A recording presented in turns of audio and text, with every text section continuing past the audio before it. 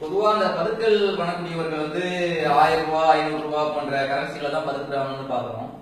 இப்போ அதனாலதான் நாங்க 1000 ரூபாய் 500 ரூபாய் வந்து தடை செஞ்சோம் அப்படின்னு சொல்றாங்களே, இதை பத்தி நீங்க என்ன நினைக்கிறீங்க? அதாவது பெரிய அதிக மதிப்புள்ள கரன்சி தான் வந்து பதுக்கலுக்கு பயன்படுத்தப்படுது. அதனால நாங்க இதை தடுத்திருக்கிறோம் என்பது உண்மையானால் பிற எதுக்கு 2000 ரூபாய் அடிச்சிய? 2000 ரூபாங்கிறது வந்து 1000 விட கம்மியா? 2000 ரூபாங்கிறது 500 ரூபாயை விட கம்மியா? அதிக மதிப்புள்ள பணத்தை தான் பதுக்கி நிறைய வச்சிடலாம் அப்படின்றதுக்காக வேண்டி இவங்க தடுப்பாங்களாம். அது உண்மையா இருந்தா நீங்க அதை விட அதிகமானதை அடிக்க கூடாது. அதை விட அதிகபட்சமான கரன்சி மதிப்புள்ளதை அடிச்சிருக்க மொரார்ஜி தேசாவும் அறிவிச்சாரு.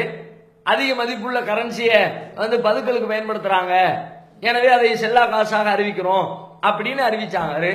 அவர் அதுக்கு மேல உள்ளது அடிக்கலையே. 10,000 ரூபாய் செல்லாதுன்னாரு, அவர் 10,000 திரும்ப அடிக்கல. 5,000 ரூபாய் செல்லாதுன்னாரு, 5,000 திரும்ப அடிக்கல. ஆனா அதிக மதிப்புள்ளது பதுக்கலுக்கு பயன்படுகிறதுன்னு சொல்லிட்டு பிறகு அதை விட அதிக மதிப்புள்ளதை கொண்டு போய் பண்ணி இப்ப ஈஸியா பதுக்குவானே. ஏற்கனவே 1000 ரூபாய் பதுக்கிட்டு இருந்தா இப்ப 2000 ரூபாய் பதுக்குவாங்களே. 100 கட்டு பதுக்கி வச்சா இப்ப 50 கட்டு பதுக்கி வச்சா போதுமே. பிறகு நீங்க என்ன வகையில இது வந்து நீங்கள் இந்த திட்டத்தை சொல்றீங்கன்னு தெரியலையே. அதனால நீங்க சொல்லக்கூடிய வாதம் என்பது அதிக கரன்சி, பெரிய மதிப்புள்ள கரன்சி, அதை தடுத்திருக்கிறோம் என்று சொன்னால் அதற்கு தகுந்த மாதிரி நீங்க நடக்கவில்லை. ஒன்று. ரெண்டாவது, சரி அதுலயும் உண்மையாளர்களாக இருந்தால் அதுல மட்டும் நிக்கணும். உங்களுடைய அறிவிப்பு எப்படி இருக்கிறது? எல்லா கரன்சியும் மாத்த போறோங்கிறீ. 10 ரூபாயை மாத்த போறோம், 5 ரூபாயை மாத்த போறோம், 20 ரூபாயை மாத்த போறோம், 50 ரூபாயை மாத்த போறோம், 100 ரூபாய் மாத்த போய் இது அடுத்தடுத்த நாட்கள் அறிவிப்பீங்க. அப்படிதான் உங்களுடைய அறிவிப்பு இருக்கிறது. இதை சொல்லிவிட்டு அதனால தான் பெரிய கரன்சின்னு சொல்லிவிட்டு எதுக்கு தேவையில்லாம எதையாவது ஒன்று கேட்ட உடனே ஒரு பதில சொல்லணும், மக்களை வாயடைக்க செய்யணும் என்பதற்காக வேண்டிய இவர்கள் அவிழ்த்து விட்ட பொய் தானே தவிர அதிலேயும் எந்த உண்மையும் இல்லை.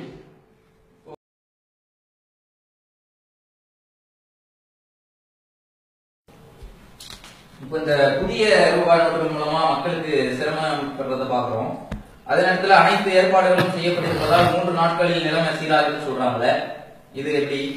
ஒரு ஏற்பாடும் செய்யல. என்ன ஏற்பாடு செஞ்சிருக்கிறாங்க? முதல்ல மக்களுக்கு பணம், அவங்களுடைய கையில இருக்கிற பணத்தை கொடுத்து மாத்துறதுக்கு அதுக்குரிய ஏற்பாடு பண்ணணும்ல. ஏற்பாடு பண்ணனா என்ன பண்ணணும்?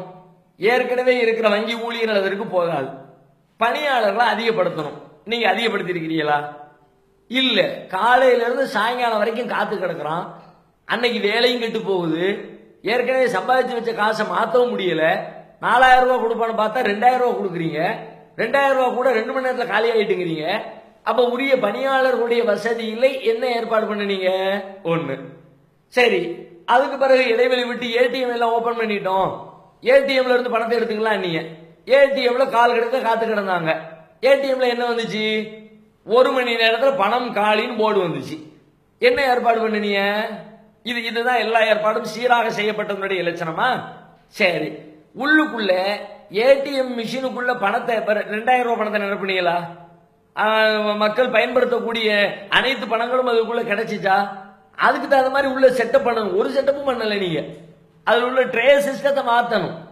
இப்ப நீங்க வச்சிருக்கிற இப்ப புதுசா அடிச்சு விட்டு இருக்கிறது 2000 ரூபாய் நோட்டு, அதனுடைய அளவு டிஃபரெண்ட். ஏற்கனவே இருக்கிற 1000 ரூபாய் நோட்டுடைய அளவு வேற, அது பெருசு, இது சிறுசு. உள்ளுக்குள்ள அதுக்கு தகுந்த மாதிரி ட்ரேயை மாத்தி அமைக்கணும். மாத்தி அமைச்சிங்களா? மாத்தி அமைக்கல. அதனால பணத்தையும் நிரப்ப முடியல. கையில பணத்தை வச்சிருந்தாலும் ஏடிஎம்ல கொண்டு போட்டு மக்கள் அதை பயன்படுத்தக்கூடிய வாய்ப்பை நீங்க ஏற்படுத்தி கொடுக்கல. சரி, ஒரு பேங்க்ல ஒரு ஏடிஎம்ல போய் பணத்தை எடுக்கிறோம். பணத்தை எடுத்தா சில வங்கிகள்ல ஒரு நாளைக்கு 25,000 எடுக்கலாம், சில வங்கியில ஒரு நாளைக்கு 40,000 எடுக்கலாம். அப்படி எல்லாம் சாப்ட்வேர்ல புரோகிராமிங் செய்து வைத்திருக்கிறார்கள். இப்ப போய் எத்தனாயிரம் ரூபாய் எடுக்கலாம்னு ஒரு சிஸ்டம் செஞ்சு வச்சிருக்கிறீங்களா? அந்த சிஸ்டத்தையும் செஞ்சு வைக்கல. நீ என்ன ஏற்பாடு பண்ணிட்டேங்கிறிய? ஒரு ஏற்பாடும் இல்லை. அப்போ மக்களுடைய கொண்டு போற வாகனங்கள் ஆல்ரெடி என்ன வாகனம் இருந்துச்சோ அந்த வாகனம் தான். ஒரு குறிப்பிட்ட எண்ணிக்கை சொல்றாங்க, அதை விட வாகனத்தை அதிகப்படுத்தினீங்களா? அதையும் அதிகப்படுத்தல. எந்த வசதிகளையும் செய்யாமல் வெறும் அறிவிப்பு, கொஞ்சம் நானும் பணத்தை அடிச்சுட்டு வச்சுட்டு உட்கார்ந்து இருக்கிறீங்க. இவ்வளவுதான் நடந்திருக்கிறதே தவிர முறையான அறிவிப்புகள் ஒண்ணுமே இல்லை. லேட்டா தான் புதிய புதிய அறிவிப்புகள்லாம் வரும். இபில கொண்டு பணத்தை கொடுக்கலாம், அதுக்கு 2 நாள் ஆகுது. சொத்து வரி செலுத்தலாம், அது 2 நாள் கழிச்சு அறிவிப்பு வருது. ஏன் முதல்ல சொன்னா என்ன? முதல் நாளே மக்களுக்கு இதை அறிவிக்கிற அந்த நிமிஷத்துல எல்லாத்துக்கும் ஜியோ போட்டு அனுப்பி விட வேண்டியது எல்லா ஸ்டேட் கவர்மெண்ட்டுக்கும். ஏன் செய்யல? ஒரு ஏற்பாடையும் செய்யாம உட்கார்ந்துட்டு புதுசு புதுசா சிக்கல் வரும் பொழுது தலையை பிச்சுக்கிட்டு அதை என்ன செய்ய இதை என்ன செய்ய மக்கள் ரோட்ல கிடந்து அல்லாடிக்கிட்டு உட்கார்ந்து இருக்கிறாங்க. 3 நாள்ல நிலைமை சீராகும். எப்படி சீராகும்? நீங்க கொடுக்குற இந்த 4000 ரூபாய் 4000 ஒவ்வொரு நாளும் வேலையை விட்டுவிட்டு பேங்க் வாசல்ல காத்து கிடந்து ஒரு நாளைக்கு 4000, ஒரு நாளைக்கு பணமே இல்லை, ஒரு நாளைக்கு 1000, இதையெல்லாம் வாங்கி வேலையை இழந்து எத்தனை நாள் மக்களை தவிக்க விட போகிறீர்கள்? எனவே இவர்கள் எந்த ஏற்பாடும் செய்யவில்லை என்பதுதான் உண்மை.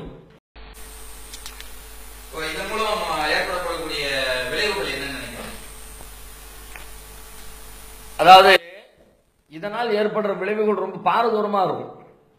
அதையெல்லாம் சிந்திக்காம அல்லது தெரிஞ்சாலும் தங்களுடைய அரசியல் லாபத்துக்காக இதன் மூலமா ஏதோ ஒரு சுபிட்சம் ஏற்பட போகுது, நாடு மேம்பட போகுது, பொருளாதாரம் உயர போகுது அப்படிங்கிற மாதிரி பொய்யான வாதத்தை சில பேர் திரும்ப திரும்ப சொல்லிக் கொண்டிருக்கிறார்கள்.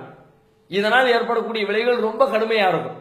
உதாரணமா நீங்க சொல்றதா இருந்தா அன்றாட திண்டாட்டம் இந்த 2 நாள் 3 நாள் இடைவெளியில ஏற்பட்டிருக்கிற திண்டாட்டத்தை யோசிச்சு பாருங்க. எவ்வளவு சிக்கல், எத்தனை திருமணங்கள் ரத்தாகி இருக்கிறது, எத்தனை முக்கியம் இறந்து விட்டவர்களுடைய தன்னுடைய தந்தையின் இறந்துவிட்ட தந்தையினுடைய இறுதி சடங்கை செய்ய முடியாமல் எத்தனை பிள்ளைகள் அவதிப்பட்டுக் கொண்டிருக்கிறார்கள். சாப்பிடுறதுக்கு கையில பணம் இருக்குது கெட்ட கத்தையா, ஆனா சாப்பிடுறதுக்கு சாப்பாடு கிடைக்காம எத்தனை பேர் ரோட்ல சிரமப்பட்டுக்கிட்டு இருக்கிறாங்க. இது இன்றைக்கு நாம கண்டிருக்கிறது. கேட்டா 2 நாள்ல போயிடும், 3 நாள்ல போய் எப்படி போவோங்கிற, இதை எப்படி நம்மால் ஒழிக்க முடியும்? நீங்க யோசிச்சு பாத்தீங்கன்னா வியாபாரம் எல்லாம் குறைஞ்சு போச்சு, வியாபாரம் எல்லாமே படுத்துருச்சு. இது எல்லாம் சர்க்குலேஷ் ஆகிறது 2 நாள் 3 நாள்ல இல்ல, இன்னும் வருஷங்கள் ஓடும். 1 வருஷம் 2 வருஷங்கிற அளவுக்கு ஒரு நீண்ட கால பாதிப்பை இந்த ரூபாய் நோட்டுகள் தடை செய்திருக்கிற இந்த உத்தரவு ஏற்படுத்தும். ஏன்னா செல்வந்தர்கள் பாதிக்கப்பட்ட பொழுது அவங்களால வேலை கொடுக்க முடியாது. வேலை கொடுக்க முடியலன்னா ஏழை தொழிலாளியினுடைய நிலைமை என்ன?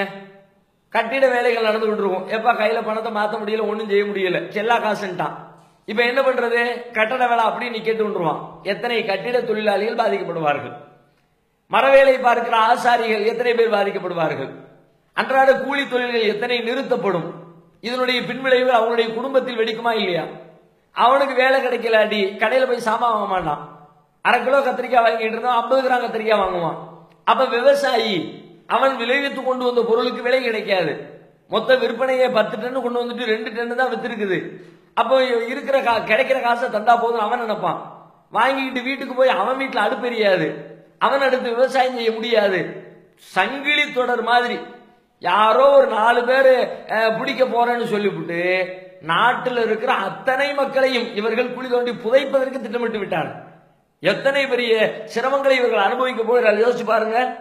இன்னும் நீங்க பாத்தீங்கன்னா நாங்க தான் பணம் கொடுத்துட்டோமே, நாங்க தான் 2000 ரூபாய் கொடுத்தா, ரூபா நோட்டு கொடுத்தாச்சே, சரி 2000 ரூபா நோட்டு கொடுத்துட்டியே, இந்த 2000 ரூபாயை கொண்டு போய் எத்தனை கடையில மாத்தி சாமான் வாங்க முடியுது? 2000 ரூபாயை கொண்டு போய் கொடுத்தா சில்லறை தான் வாங்குறான்.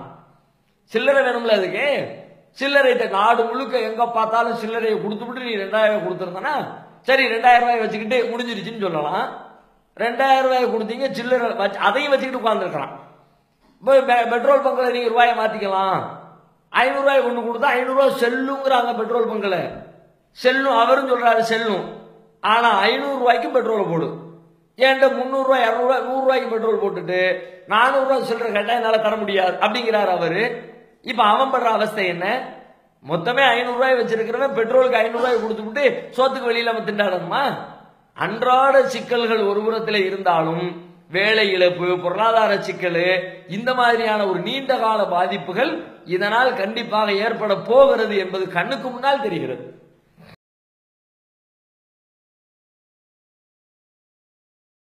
பதுக்கியவர்கள் மீதான அந்த தண்ட தொகையை உறுதிமிக்க நடவடிக்கையாக எடுத்துக்கொள்ளக்கூடாதா?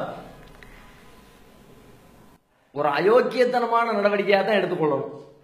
ஏன்னா என்ன அறிவிச்சிருக்கிறாங்க, சட்டப்படி வருட வருமானம் 2.5 லட்சத்துக்கு வரைக்கும் இருந்துச்சுன்னா உங்களுக்கு டாக்ஸ் கிடையாது, இதான சட்டம். இப்போ ஒருத்தர் கொண்டு போய் பணத்தை 5 லட்சத்தை போடுறார், ஒரு 10 லட்சத்தை போடுறார். போட்ட உடனே இவங்க என்ன செய்யறாங்க, 5 லட்சத்துக்கானதை கேட்டு 10 லட்சத்துக்கு எவ்வளவு டாக்ஸ் உண்டோ அதை கேட்டு, அதுவும் 30% அந்த அளவுக்கு அதிகபட்சமான தொகை 20 லட்சம் ரூபாய் போட்டாருன்னா ஏறத்தாழ 12.25 லட்சம், 13 லட்சம் வைங்களேன். 13 லட்சத்தை டாக்ஸா புடிச்சிட்டு மீதி 7 லட்சத்தை கொடுப்பாங்க. 20 லட்சத்தை ஒருத்தன் போட்டாம்னா அதுக்கு இவங்க செய்ய ரிட்டர்ன் எப்படி பண்ண போறாங்க? அதுல 13 லட்சம் 12,75,000 டாக்ஸ் புடிச்சுக்குவானா. மீதி இருக்கிற தொகை மட்டும்தான் அவங்க அவர் கையில கொடுப்பாங்க. இந்த மாதிரி செய்ய போறாங்க. இப்ப நம்மளுடைய கேள்வி என்ன? 2.5 லட்சம் ரூபாய் என்பது ஆண்டு வருமானத்துக்கா ஆயுள் வருமானத்துக்கா? ஒரு ஆண்டுக்கு தானே. ஒரு வருஷத்துக்கு 2.5 லட்சம் ரூபாய் நீ சம்பாதிச்சுக்க, 2.5 லட்சம் ரூபாய்க்கு எனக்கு டாக்ஸ் கொடுக்க தேவையில்லைன்னு. இப்ப உங்களுக்கு கொண்டு வந்து பணத்தை கொண்டு வந்து பேங்க்ல போட போறான இந்த அறிவிப்புக்கு பிறகு அவன் இந்த ஒரு வருஷம் சம்பாத்தியமா, அது 10 வருஷம் சம்பாத்தியம், 20 வருஷம் சம்பாத்தியம், 30 வருஷம் சம்பாத்தியம், குருவி சேர்த்த மாதிரி பல வருஷமா கொஞ்சம் கொஞ்சமா சேர்த்திருப்பான். ஒரு வீடு வாங்கணும்னு கனவோட 20 வருஷமா சேர்த்து வச்சிருப்பான். ஒரு விவசாயி ஒவ்வொரு வருடமும் தன்னுடைய விவசாயத்திலிருந்து கிடைக்கிற வருமானத்தை சேர்த்து சேர்த்து சேர்த்து ஒரு தோட்டம் வாங்கணும், இன்னும் நம்முடைய விவசாயத்தை பெருக்கணும், ஒரு வீடு வாங்கணும், அவருக்கு ஒரு கார் வாங்கணும் என்பதற்காக வேண்டி 25 வருஷம் சேர்த்திருப்பானே. 25 வருஷம் உழைப்பு, 15 வருஷம் உழைப்பு நீ என்ன பண்ணணும்? டிவைட் பண்ணணும்ல. 25 வருஷம் நீ 25 லட்சம் ரூபாய் கொண்டு வந்து போட்டிருக்க, அப்ப வருஷத்துக்கு 1 லட்சம் ரூபாய் வீதம் தான் ஆகுது. வருஷத்துக்கு நீ 2.5 லட்சத்தை தொடல, எனவே உனக்கு டாக்ஸ் கிடையாதுன்னு சொல்லணும். அதை விட்டு எவ்வளவு அநியாயமா சொல்றாங்க.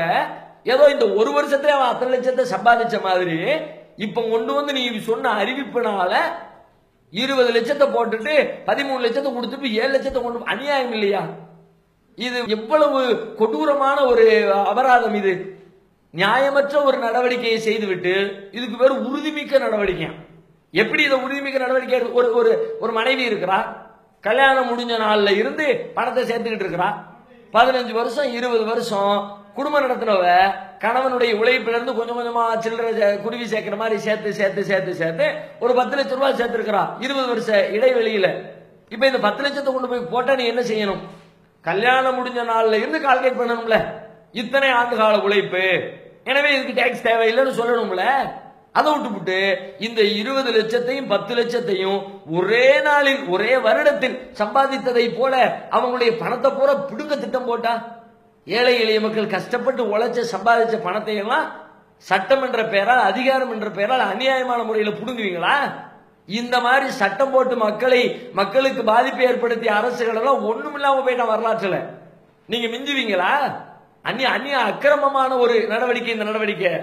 இன்னும் சொல்ல போனா அவன் பேங்க்ல போடுன்னு நீங்க பெருசா நீங்க கம்பல் பண்றீல, பேங்க்ல நீங்க என்ன பெரிய சர்வீஸா பண்ணிட்டு இருக்கிறீங்க? வரக்கூடிய மக்களுக்கு, ஏழை எளிய மக்களுக்கு வாங்க உட்காருங்க அப்படின்னு கேட்டு மக்களுடைய உதவி செய்யற மாதிரியே உங்களுடைய பேங்க் சர்வீஸ் இருக்குது. போனா வள்ளு நாய் விழுந்த மாதிரி விடுறான். ஊருக்குள்ள பெரிய கண்ணியமா கம்பீரமா ஒரு தலைவரா வளம் வந்துகிட்டு இருப்பான். மக்களுடைய மரியாதையை பெற்ற பெரிய மனிதரா உட்கார்ந்துகிட்டு இருப்பாரு. பேங்குக்கு போனா என்னன்னு கேட்க நாதி இருக்காது, அவனுக்கு பேசுற விதமும் புரியாது. இந்த லட்சணத்தை அவனை ட்ரீட் பண்ணுவியே, இவன் கொண்டு வந்து டெய்லி சம்பாதிச்சு உங்க பேங்க்ல கொண்டு வந்து பணத்தை போடுவானா? உங்க சிஸ்டத்தை மாத்துங்க. நீங்க யாருக்கு சர்வீஸ் பண்றீங்க? நடுத்தர வர்க்கத்திற்கும் ஏழை எளிய மக்களுக்கும் சர்வீஸ். மல்லையாவுக்கும் சர்வீஸ் பண்ணுவீங்க, பெரிய அம்பானிக்கும் அதானிக்கும் சர்வீஸ் பண்ணுவீங்க, அவங்களை உட்கார வச்சு வரவேற்பிய, மாலை மரியாதை கொடுப்பிய. ஆனா இந்த ஏழை பாளையங்களுக்கு அங்க எந்த மரியாதையும் இல்ல, மதிப்பும் இல்லைன்னா அவன் எப்படி பேங்கை தேடி கொண்டு வந்து உங்களுக்கு பணத்தை கொடுப்பான்? பணத்தை கொடுக்க மாட்டான். அதை தாண்டி அன்றாட செலவுக்குள்ள பணத்தை எல்லாம் கொண்டு போய் பேங்க்ல போட்டு டெய்லி செலவுக்கு என்ன பண்ணுவான்? பேங்க்ல போடுங்கிறீல. வீட்டில் ஒரு கல்யாணம் வச்சிருக்கிறாங்க, கிராமத்துல கல்யாணத்துக்கு 1008 செலவுகள் இருக்கும். ஒரு பாத்திர கடை இருக்கும், ஒரு பந்தல் போட்டிருப்பாங்க, என்ன ஒரு மைக் செட் பண்ணி இருப்பாங்க, பண்டு பாத்திரங்கள் வாங்கி இருப்பாங்க, நகநட்டுகள் வாங்கி, எவ்வளவு இருக்குது செலவு. ஒவ்வொரு செலவுக்கும் அதுக்குரிய பணத்தை செக்கா போட்டா கொடுத்துக்கிட்டு இருப்பான்.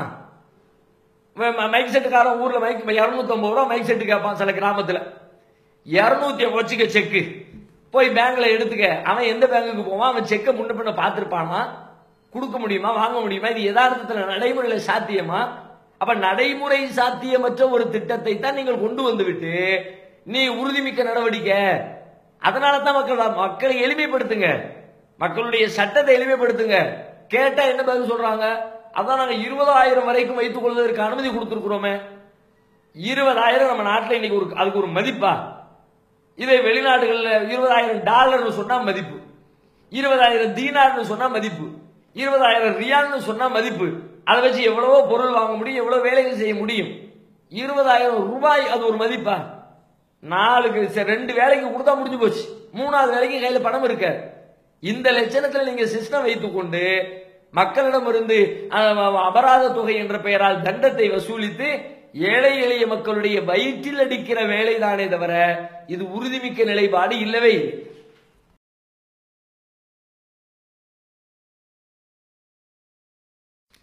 இவங்க கொடுத்திருக்கிற இந்த 50 நாள் அவகாசம் என்பது இத்தனை கோடி மக்கள் தங்களுடைய பணத்தை மாற்றுவதற்கு போதுமான அவகாசமான கிடையவே கிடையாது.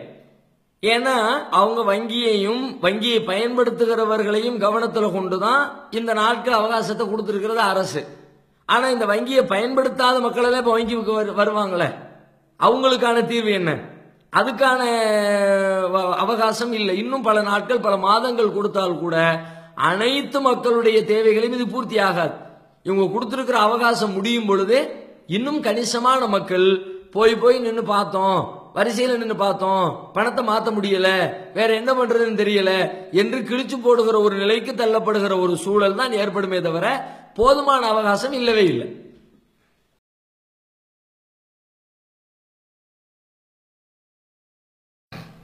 இந்த புதிய ரூபாய் வெளியிட்ட விஷயம் தனிப்பட்ட முறையில் யாருக்கும் தெரியாத வகையில இது பரம ரகசியமா வச்சிருந்து தானே வெளியிட்டிருக்காங்க. இதன் மூலம் நன்மை இருக்கதானே செய்யணும். இப்படி ஒரு பெரிய பில்டப் கொடுக்கப்படுகிறது. என்னன்னு கேட்டா எவ்வளவு கச்சிதமா ரகசியமா வச்சு இவ்வளவு பெரிய திட்டத்தை இத்தனை கோடி மக்கள் மத்தியில கொண்டு போய் சேர்க்கிற ஒரு திட்டத்தை வெளியிடாம திடீர்னு ஒரு நைட்ல ஒரு அறிவிப்பு செய்யற வரைக்கும் யாருக்காவது தெரியுமா? அவ்வளவு ரகசியம் காத்து அற்புதமாக திட்டத்தை அரங்கேற்றி விட்டார் மோடி, சாதனையின் நாயகன். அப்படி எல்லாம் பல பேர் இன்றைக்கு அவருக்கு பாராட்டு தெரிவித்துக் கொண்டிருக்கிறார்கள். இது உண்மையா? எந்த அளவுக்கு உண்மை? உங்களுக்கு தெரியாத ரகசியம், எனக்கு தெரியாத ரகசியம், நம்மை போன்றிருக்கிற நாட்டில் பெரும்பான்மையாக இருக்கிற 80-90% மேல் இருக்கிற நடுத்தர மக்கள், ஏழை மக்களுக்கு தெரியாமல் அது பரம ரகசியமாக வைக்கப்பட்டிருந்தது உண்மை.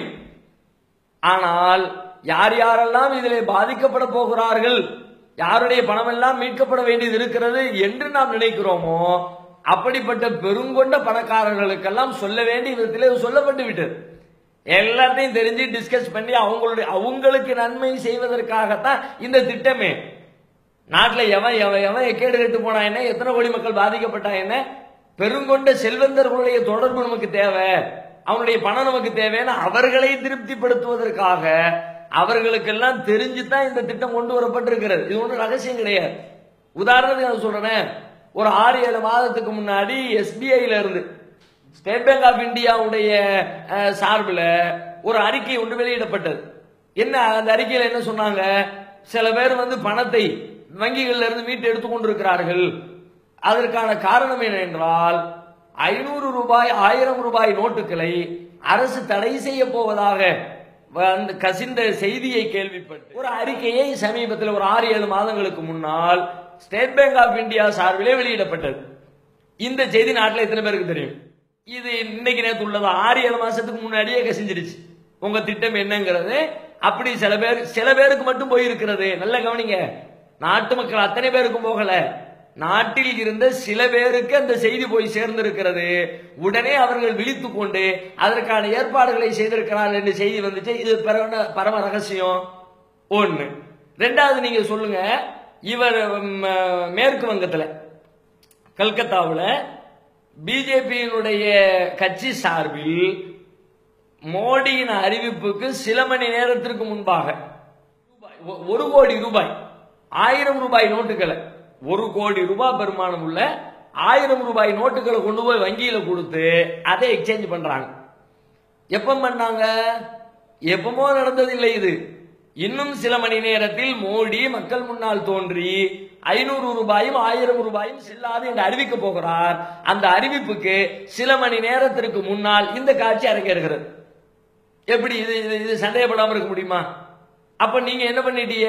உங்களுக்கு தெரியும், உங்களுக்கு தெரிஞ்ச சரௌண்டிங்ல சொல்லிட்டீங்க, பிஜேபி கட்சிக்காரங்களுக்கு சிக்னல் கொடுத்துட்டீங்க, எல்லாரும் அலர்ட் ஆயிருங்க, இது மாதிரி ஒரு திட்டத்தை கொண்டு வர போறோம், மாத்திரவும் மாத்திக்க, எக்ஸ்சேஞ்ச் பண்றவங்க பண்ணிக்க, தங்கத்தை வாங்குறவங்க வாங்கிக்க, நிலத்துல போடுறவங்க போட்டுக்க என்னென்ன வேலை செய்யணுமோ செஞ்சுக்க, அடுத்த அறிவிப்பு வருதுன்னு அதிரடியாக ஆங்காங்கே அந்த பணம் வேறு வடிவத்தில் மாறிவிட்டது. அழகான உதாரணம். வேற என்ன? அது மட்டுமா? சரி, அவ்வளவு ரகசியமா வச்சு அதுக்கு பிறகு ஒரு நாள் இடைவெளி விட்டு 2வது நாளில் பேங்க் வழியாக மக்களுக்கு பணத்தை கொண்டு போய் சேர்க்கிறோம். நீங்க அப்படியா நடந்துச்சு? ஆளுக்கு 4000 ரூபாய் தான் தருவோம். அந்த 4000 ரூபாய் கூட அடையாள அட்டை தரணும். அவரு அதனுடைய ஜெராக்ஸை கொண்டு வந்து கொடுக்கணும் எங்களுக்கு. அப்பதான் 4000 ரூபாய் தருவோம். இப்படி எல்லாம் கட்டுப்பாடு வச்சுதானே நீங்க கொடுத்துக்கிட்டு இருக்கிறீங்க பொதுமக்களுக்கு. உத்தரப்பிரதேசத்தினுடைய பிஜேபியின் தலைவர், அவருடைய மகள் நளினி போஸ் கொடுக்கிறார். நேற்றைக்கு முன்தினம் கையில 2000 ரூபாய் கட்டுக்களை கட்டுக்கட்டாக வைத்துக் கொண்டு 10 லட்சம் ரூபாயை கையில வைத்துக் கொண்டு இந்த மாதிரி புது பணம் எங்கள்கிட்ட இருக்குன்னு போஸ் கொடுக்கிறார். ஒரு ஆளுக்கு 4000 தானே கிடைக்கும். அவங்க குடும்பத்தில் ஒரு 10 பேர் இருக்கிறாங்கன்னு வச்சுக்கோங்க, 40,000 தானே கிடைக்கும். 10 லட்சம் ரூபாய் கட்டாக பிஜேபியினுடைய மகளுக்கு கிடைத்தது எப்படி? அப்ப ஆல்ரெடி போக வேண்டியவங்களுக்கு எல்லாம் போயிடுச்சு பணம். எங்க எப்படி எப்படி பதுக்கணுமோ பதுக்க வேண்டிய வேலைகள்லாம் நடந்துருச்சு. அதனால தான் அந்த அறிவிப்பு வந்த சில மணி நேரத்தில் சில குறிப்பிட்ட செக்டர் அதிலேயே கருப்பு பணத்தை இன்னும் அதிகமா பெருக்குனாங்க. கருப்பு பணத்தை ஒழிப்பதற்கு கொண்டு வந்த திட்டம் சில மணி நேரத்தில் பல ஆயிரம் கோடி கருப்பு பணமாக மாறுவதற்கு அது உதவி செஞ்சது. சென்னை கோயம்பேடு எடுத்துக்கங்க.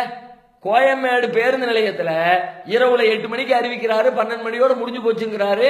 மக்கள் வந்து நிக்கிறாங்க, யாருக்குமே தெரியல. பேருந்து நிலையத்துல எல்லாம் நாங்க 500 ரூபாய் வாங்க மாட்டோங்கிறாங்க. அங்க போய் மார்வாடி கடை போடுறாரு. 500 ரூபாயை கொண்டு வந்தவங்களுக்கு 300 ரூபா, 500 ரூபாய் தர்றவங்களுக்கு 350 ரூபா, 400 ரூபா அப்படின்னு சொல்லிவிட்டு 500 வாங்கிக்கிட்டு 400 300 ரிட்டர்ன் பண்ணாங்களே. இப்ப இவங்க எல்லாம் இந்த பணத்தை என்ன செய்வாங்க? எப்படி மாத்துவாங்க? இவங்களுக்கு இருக்கிற பின்புலம் என்ன? ஒரு சாதாரண சாமானியனால் இந்த தொகையை மாற்ற முடியாது என்கிற பொழுது இவர்களுக்கு மட்டும் அதை மாற்றுகிற வாய்ப்பு வசதி எப்படி கிடைக்கிறது? அப்ப உள்ளுக்குள்ள எல்லாம் போக வேண்டிய இடத்துக்கெல்லாம் போயிடுச்சு. எந்த பணம் எவ்வளவு கன்வெர்ட் ஆகணும், யார் கைக்கு போகணும், எல்லா வேலைகளும் முன்னமே முடிந்து விட்டது. வந்த உடனே இதை வச்சு எவ்வளவு சம்பாதிக்கலாம்னு எல்லா திட்டமும் போட்டு வைத்து விட்டு அதற்கான அறிவிப்பை செஞ்சுட்டு இப்ப என்னமோ பரம ரகசியமா வந்துச்சு, யாருக்கும் தெரியாம வந்துச்சு என்று மக்களுடைய காதில் பூசிச்சு கொண்டிருக்கிறார்கள். புதிய ரூபாய் நோட்டுகள் மூலமாக மக்களுக்கு எந்த பலன் இல்லைன்னு சொல்றீங்க. ஆனா மக்கள் இதை ஆதரிக்கதான் செய்யறாங்க. மக்களிடத்தில் ஆதரவு இருப்பதை போல ஒரு தோற்றம் ஏற்பட்டிருக்கிறது. நீங்க நிஜத்துல மக்களிடத்தில் ஆதரவு இருக்குதான் தெரிஞ்சுக்கணும்னா இப்ப போய் நீங்க பேங்குடைய வாசல்ல காத்து கிடக்கிற மக்கள்கிட்ட போய் கேளுங்க, ஏடிஎம் உடைய வாசலில் காத்து கிடக்கிற மக்கள்கிட்ட கேளுங்க, தெருக்கல்ல வீதிகள்ல நடமாடி பாருங்க. மக்களிடத்துல கடும் கொந்தளிப்பு இருக்கிறது. என்னடா திட்டம், கொஞ்சம் கூட அறிவில்லாம மக்களை பற்றி கவலைப்படாம ஒரு மக்கள் நலனில் கவலை கொள்ளுகிற ஒரு அரசு இப்படி செய்யவே செய்யாது. அப்படி ஒரு கடும் கோபத்துல மக்கள் இருக்கிறார்கள். எந்த அளவுக்குன்னு சொல்லி சொன்னா இந்த 2 நாள் இடைவெளியில மோடியை ட்விட்டரிலே ஃபாலோ செய்த 3.5 லட்சம் பேர் அதிலிருந்து விலகி இருக்கிறார்கள். 2 நாள் கேப்ல இவன் இந்த ஆளுடைய அறிவிப்புல பட்ட பாடும் மக்கள் படுகிற அவஸ்தையும் பார்த்துட்டு கொஞ்சம் கூட அறிவில்லாம மக்களை பத்தி கவனிக்காம அவரை பேசாம அறிவிச்சு விட்டுவிட்டு அவருக்கு என்ன 10 நிமிஷம் அறிவிப்பு, ஜம்முனி ஏறி ஜப்பான் போயிட்டாரு, ஜப்பான் பிரதமரோட உட்கார்ந்து அங்க உள்ள மெட்ரோ ட்ரெயின்ல புல்லட் ட்ரெயின்ல பயணம் பண்ணிட்டு இருக்கிறார், அவர் சுத்திக்கிட்டு இருக்கிறார். நாட்டு மக்கள் கடந்து நாயா பேயா கஷ்டப்பட்டு உழைச்சு சம்பாத்திய பணத்தை பூரா செல்லாதுன்னு அறிவிச்சுட்டாங்களே, என்ன பண்றதுன்னு தெரியாம பேந்த முடிச்சுக்கிட்டு இருக்கிறாங்க. கடும் கொந்தளிப்பு இருக்கிறது. ஆனால் பரவலாக ஏதோ இது ஒரு ஆதரவு இருப்பதை போன்ற ஒரு தோற்றம் ஏற்படுத்தப்பட்டிருக்கிறது. குறிப்பா இந்த தோற்றத்துக்கு என்ன காரணம் நினைக்கிறீங்க? முகநூல்ல எழுதக்கூடிய செய்திகளை வச்சு நீங்க சொல்லலாம். முகநூல்ல சில பேர் பரவலாக எழுதுறாங்க, இது நல்ல ஒரு திட்டம், கருப்பு பணத்தை ஒழிச்சு நாட்டுக்கு பெரிய சுபிச்சத்தை கொண்டு வரக்கூடிய ஒரு திட்டம் அப்படின்னு எழுதுகிறார்கள். எழுதுற பேர் வழியெல்லாம் யாருன்னு பாத்தீங்கன்னா உங்களுக்கு உண்மை தெரியும். யார் எழுதுகிறார்? சாமானியர்களா, பொதுமக்களா, பாதிக்கப்படுகிற ஜனரஞ்சகமான எழுத்துக்களா? அது யார் இதை எழுதுகிறார்கள் என்று பார்த்தால் நம்ம நாட்டில் இருக்கிற இந்த வரி செலுத்துகிற செக்டர்ல வரி கொடுக்கிறோம்ல, அதுல பல வகை இருக்கிறாங்க.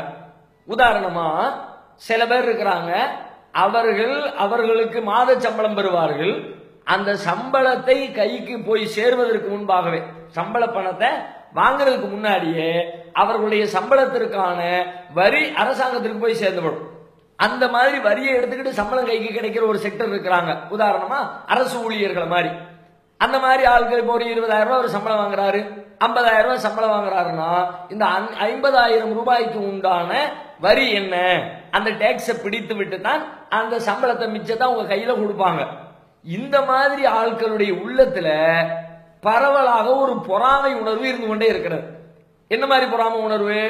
நம்ம ஒரு 20,000 ரூபாய் சம்பாதிக்கிறோம், நம்மகிட்ட கரெக்டா டேக்ஸை பிடிங்கிறாங்க.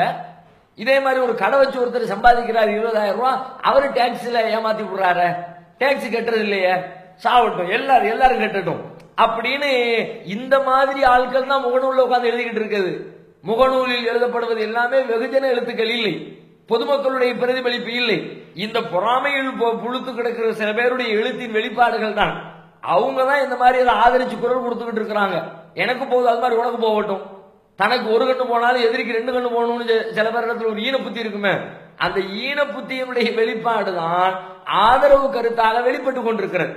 நான் கேட்கிறேன், ஒரு ஒரு அரசு ஊழியரும் சாதா வெளியில இருந்து கஷ்டப்பட்டு உழைக்கிற ஒருத்தரும் ஒன்னா, 2 பேரும் சமமா? 2 பேருக்கு இடையில எவ்வளவு வேறுபாடு இருக்கிறது? அரசு ஊழியர்களை மக்கள் மத்தியில அரசு ஊழியர்களுக்கு இருக்கிற மதிப்பு என்ன? உங்களுக்கு வேலை கிடைச்சிருச்சு, நல்ல முறையில செட்டில் ஆயிட்டீங்க, மாத வருமானம் வந்து சேருது, நீங்க வேலையை விட்டு குறிப்பிட்ட வயசுல ரிட்டையர்ட் ஆயிருவீங்க, ரிட்டையர்டுக்கு பிறகு பென்ஷன் வருது, பென்ஷன் நீங்க இறந்து போனா கூட அதுக்கு பிறகு உங்களுடைய குடும்பத்தாருக்கு மனைவிக்கு அடுத்த கட்டமா அது தொடருது, உங்க குடும்பத்தில் உள்ள இன்னொரு பிள்ளைக்கு வேலை கிடைக்குது. எவ்வளவு செக்யூரிட்டி உங்களுக்கு, இவ்வளவு வசதி, இவ்வளவு செக்யூரிட்டி, அதையெல்லாம் பெற்றுக்கொண்டு நல்ல முறையில் விசுவாசமா வேலை செய்யக்கூடியவர்கள் அதிகம் இருக்கிறார்கள். ஒரு 60-70% பேருடைய நிலைமை என்ன? அரசு அலுவலகங்கள்ல போய் ஒரு சாமானியன் தன்னுடைய வேலையை நல்ல முறையில் முடித்து விட்டு வருகிற நிலையா இருக்கிறது. என்னமோ அவன் வீட்டு வேலைக்காரன் மாதிரி போய் நிக்க வேண்டியது, அடிமை மாதிரி எரிஞ்சு விழுறது. என்ன இப்ப போயிட்டு பிறகு போயிட்டு இப்ப வா, இஷ்டத்துக்கு மக்களை விரட்டுவது, உட்கார்ந்து அரட்டை அடிக்கிறது, வேலை செய்யாம டிமிக்கி கொடுக்கிறது, சும்மா கையெழுத்து போட்டுட்டு வெளியில போய் சுத்துறது, எவ்வளவு அயோக்கியத்தனம்! இதெல்லாம் வந்து இது ரகசியமா?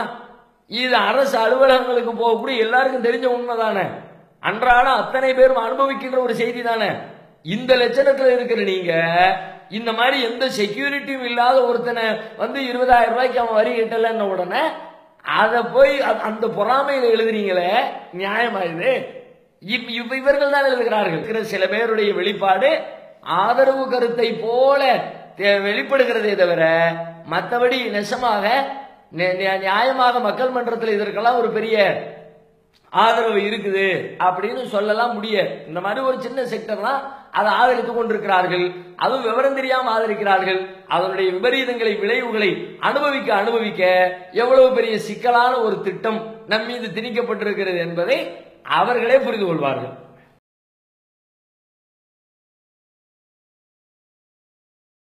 இதுவெல்லாம் கடும் கொந்தளிப்பை மக்களுக்கு ஏற்படுத்தி இருக்கிற விஷயம்தான்.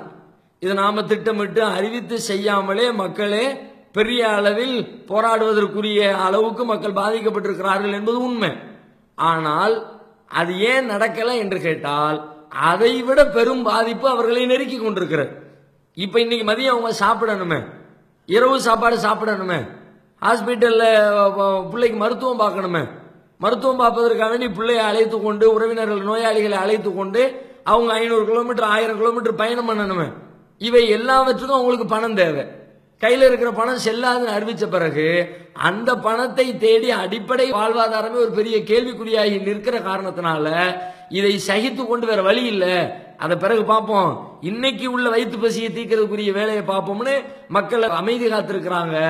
அதனால இப்ப நாம போராட்டம் ஆர்ப்பாட்டம் என்று மக்களை திரட்டுவதற்குரிய, மக்களை ஒன்று சேர்ப்பதற்குரிய சூழல் இல்லை. சொன்னா அறிவிச்சா மக்கள் கூட தான் செய்வாங்க, அதுல பெரிய விஷயம் கிடையாது. ஆனா அங்கிருந்து கிளம்பி வரணுமே, பஸ்ஸுக்கு பணம் வேணுமே, உணவுக்கு பணம் வேணுமே, எல்லாம் தட்டுப்பாடா இருக்கிற காரணத்தினால அந்த காரியங்கள் நடைபெறவில்லை. போஸ்டர் மற்ற எதுவுமே செய்ய முடியல, எல்லாம் ஸ்தம்பிச்சு போய் நிற்கிறது. இந்த சூழல் மாறும் பொழுது கண்டிப்பாக மக்களிடத்தில் இந்த கொந்தளிப்பு வேற வகையில் வெளிப்படும்.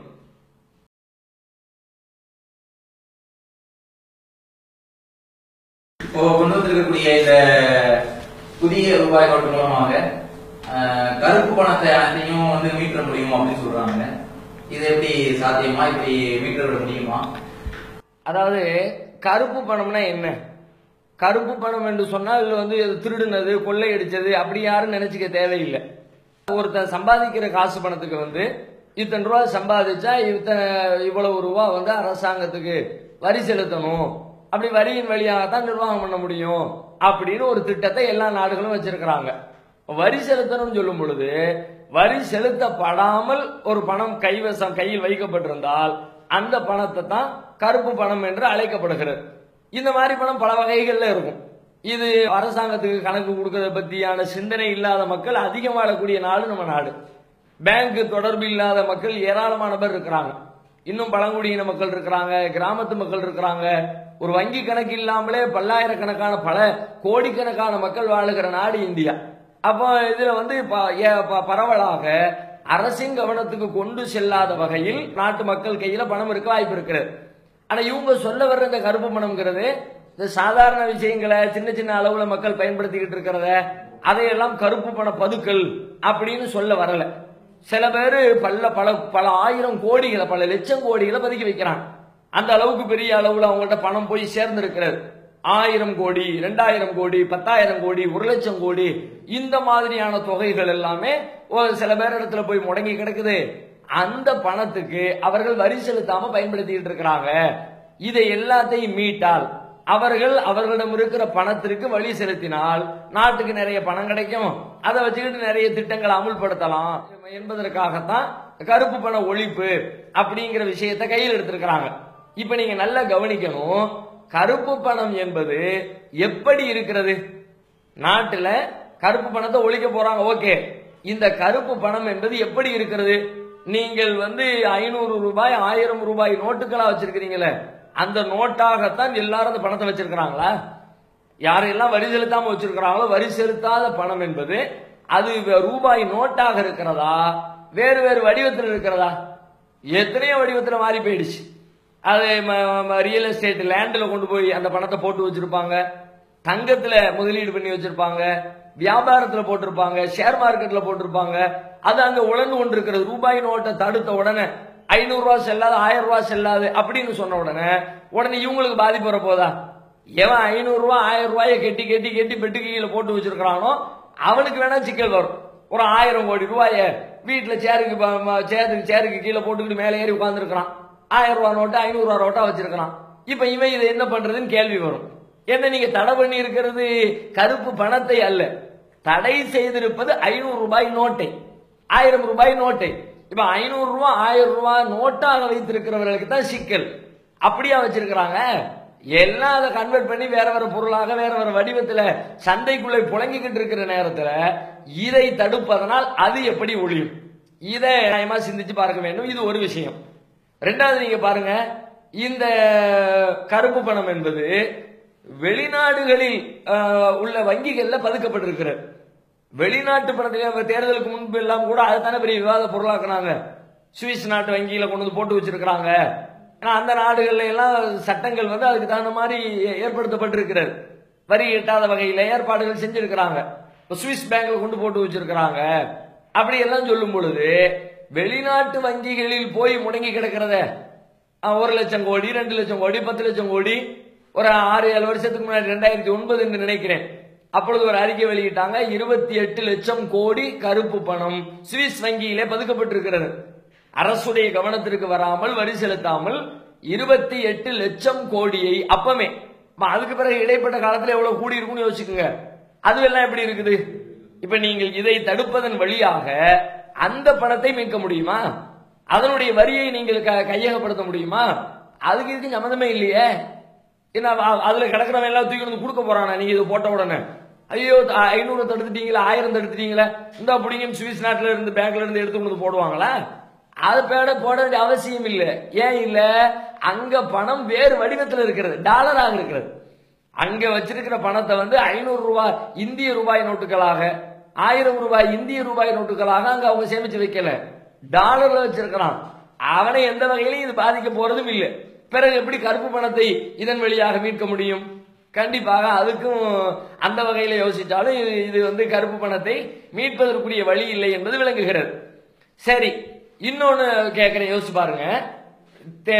தேர்தலுக்கு முன்னாடி ஆட்சிக்கு வருவதற்கு முன்னாடி தேர்தல் பிரச்சாரத்தின் பொழுது பாரதிய ஜனதா கட்சி மக்களுக்கு ஒரு உத்தரவாதத்தை வழங்கியது. பல மேடைகளில் பிஜேபி கட்சியை சார்ந்தவர்கள் முழங்கினார்கள். என்ன சொன்னார்கள்? நாங்கள் ஆட்சிக்கு வந்த பிறகு கருப்பு பணத்தை மீட்போம், மீட்பதோடு மட்டுமில்லாமல் அதை மீட்டு அதை மக்களுடைய வங்கி கணக்குகளில் அதை செலுத்துவோம், ஒவ்வொரு குடிமகனுக்கும் 15 லட்சம் ரூபாயை அவர்களுடைய வங்கி கணக்கிலே நாங்கள் சேர்ப்பிப்போம். 15 லட்சம், ஒரு ஆளுக்கு 15 லட்சம்னா அவர் 10 பேருக்கு எத்தனை லட்சம் ஆச்சு? 100 பேருக்கு எத்தனை லட்சம் ஆச்சு? 1000 பேருக்கு எத்தனை ஆச்சு? லட்சம் பேருக்கு, கோடி பேருக்கு, நாட்டில் இருக்கிற 128 கோடி மக்களுக்கும் தலைக்கு 15 லட்சம் ரூபாய் கொடுத்தா எவ்வளவு காசு இருக்கிறது? எவ்வளவு கருப்பு பணமாக, கணக்கில் காட்டப்படாத பணமாக எத்தனை கோடானு கோடானு கோடானு கோடி இருக்கிறது? இந்த கணக்கை வச்சு பார்த்தா தெரியும்ல. ஒரு ஆளுக்கு 15 லட்சம் ரூபாய் கொடுத்தீங்கன்னா அப்ப 128 கோடியை அதனால பெருக்கி பார்க்கும் பொழுது எவ்வளவு பெரிய தொகை வருது? அவ்வளவு பணம் தான் கருப்பு பணமா இருக்கிறது. அதைத்தான் நீங்க மீட்க போறீங்க. அதை மீட்டால் 15 லட்சம் கிடைக்கும். இப்ப நீங்க அதுக்கான திட்டத்தை சொல்லிட்டீங்கல்ல.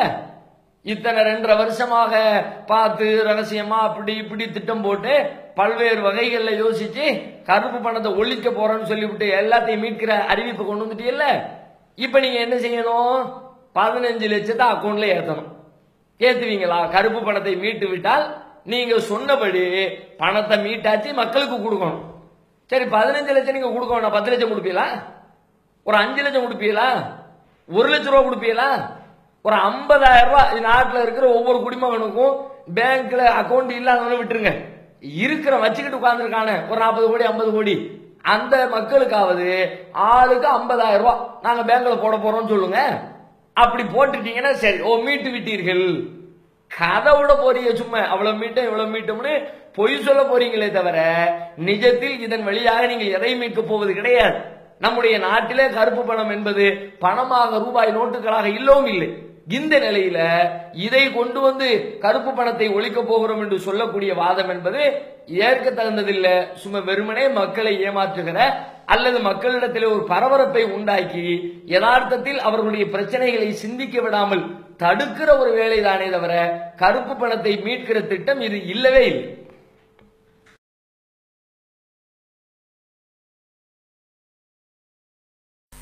அஸ்ஸலாமு அலைக்கும் வரஹ்மத்துல்லாஹி வபரகாத்துஹு.